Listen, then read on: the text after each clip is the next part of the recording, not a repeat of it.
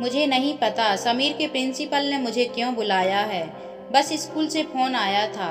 विशाल भी जा रहे हैं साथ में।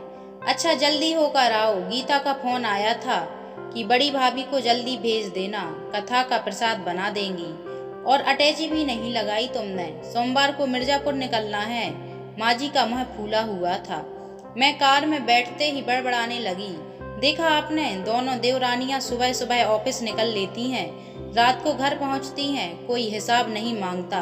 मैं आधा घंटा भी बाहर बिता लूं तो बवाल है। आए दिन ननद के यहाँ पूजा पाठ, जन्मदिन, बस बड़ी भाभी चाहिए काम कराने को।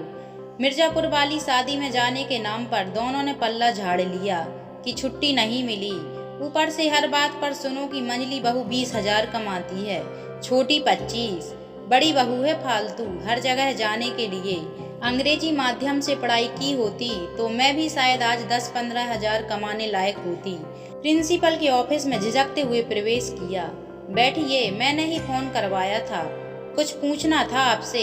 हिंदी दिवस पर समीर ने एक कविता सुनाई थी। उसने बताया कि वो आपने लिखी थी।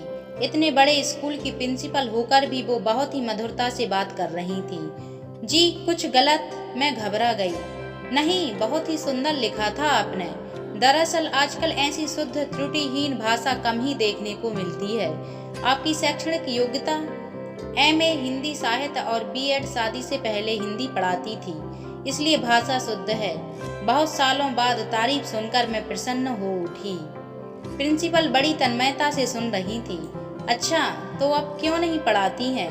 घर में मना ही है। जहाँ भी आवेदन किया अंग्रेजी ना बोल पाने के कारण बात नहीं बनी। अजीब बात है, हिंदी पढ़ाने के लिए भी अंग्रेजी बोलने वाली अध्यापिका चाहिए। मेरे मन के दुख सामने आए। देखिए, मैं मुद्दे पर आती हूँ। आपकी कविता पढ़कर, आपसे बात करके हिंदी भाषा पर पकड़ मैं देख चुकी हूँ। डिग्री भी है, अनुभव भी। हमें अपने स्टाफ में आप जैसी अध्यापिका की ही आवश्यकता है। यदि आप इच्छुक हैं तो लिखित परीक्षा दे दीजिए। घर पहुंची तो सब बरसने के लिए तैयार बैठे थे। छोटी ननद घूरते हुए बोली, भाभी कहाँ थी आप? फोन भी बंद था। माँ ने ही रोटी सेंक कर पापा को खिलाई। दीदी के यहाँ भी जाना है आपको। विशाल ने मुस्कुराते हुए उसको अपने पास बिठाया। मीतू प्रसाद बनाने नहीं जा पाएगी, सर्टिफिकेट वगैरह अटेस्ट कराने जाना है माँ। मिर्जापुर जाना भी नहीं हो पाएगा। चिंटू के स्कूल में इसकी नौकरी लग गई है। सब हतप्रभ थे और माँ जी परेशान। अब तो सारी रिश्तेदारियां संकट में पड़ जाएंगी। नौकरी? अब छोटी मोटी 3-4 हजार की नौकरी के लिए कहाँ भटकोगी? हटाओ।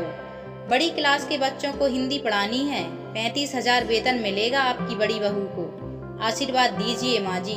मैं हंसते हुए चरण स्पर्श करने के लिए झुक गई। दोस्तों, अगर आपको यह कहानी पसंद आई हो तो आप हमें कमेंट करके जरूर बताइएगा।